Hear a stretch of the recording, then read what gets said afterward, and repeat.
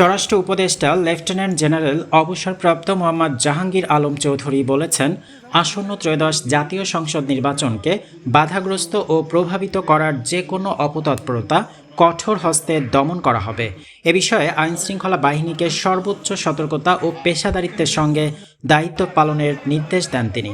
সোমবার দুপুরে বরিশাল জেলা শিল্পকলা একাডেমি মিলনায়তনে ত্রয়োদশ জাতীয় সংসদ নির্বাচন ও গণভোট 2026 সুষ্ঠুভাবে সম্পাদনের লক্ষ্যে বরিশাল বিভাগীয় প্রশাসন আয়োজিত আইনশৃঙ্খলা বিষয়ক মতবিনিময় সভায় প্রধান অতিথির বক্তব্যে এসব কথা বলেন স্বরাষ্ট্র উপদেষ্টা। তিনি বলেন, সুষ্ঠু ও নিরপেক্ষ নির্বাচনী পরিবেশ নিশ্চিত করতে দুষ্কৃতিকারী, সন্ত্রাসী, চাঁদাবাজ ও মাদক কারবারিদের বিরুদ্ধে বিশেষ অভিযান পরিচালনা করতে হবে।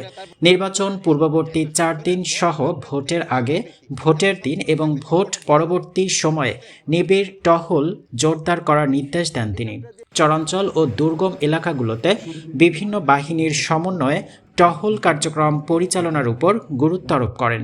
ঝুঁকিপূর্ণ ও অধিক গুরুত্বপূর্ণ ভোট কেন্দ্রগুলোতে অতিরিক্ত আইনশৃঙ্খলা বাহিনী মোতায়েনের পাশাপাশি body on camera, CCTV, drone ও ডগ স্কোয়াড ব্যবহার করা হবে বলেও জানান স্বরাষ্ট্র উপদেষ্টা।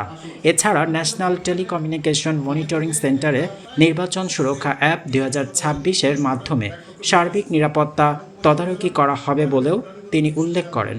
স্বরাষ্ট্র উপদেষ্টা আশাবাদ ব্যক্ত করে বলেন, আইনশৃঙ্খলা বাহিনী ও প্রশাসনের সমন্বিত কার্যক্রমের মাধ্যমে এমন একটি মানসম্পন্ন নির্বাচন অনুষ্ঠিত হবে যা দেশ ও আন্তর্জাতিক অঙ্গনে প্রশংসিত হবে।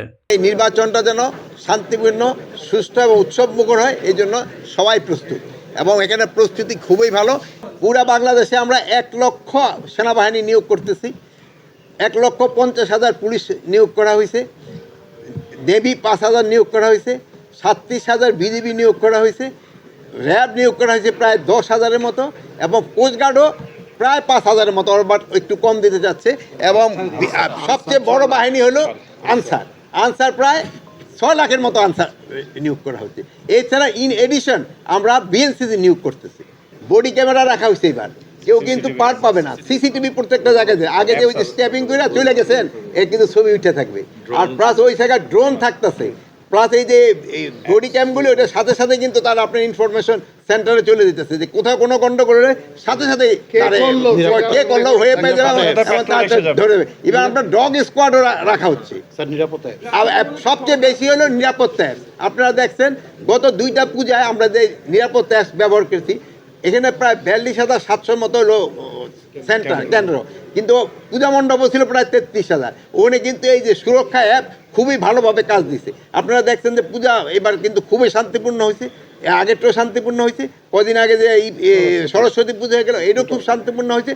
ইলেকশনও খুবই শান্তিপূর্ণ হবে আপনাদের সবাই সহযোগিতায়। আপনারা সহযোগিতা করবেন এবং এগুলি সবাই শান্তিপূর্ণ এবং নিরপেক্ষভাবে সবাই কাজ করবেন এবং এটা উৎসবমুখর হবে। আপনারা সবাই ভালো থাকেন, দোয়া করি। আল্লাহ হাফেজ।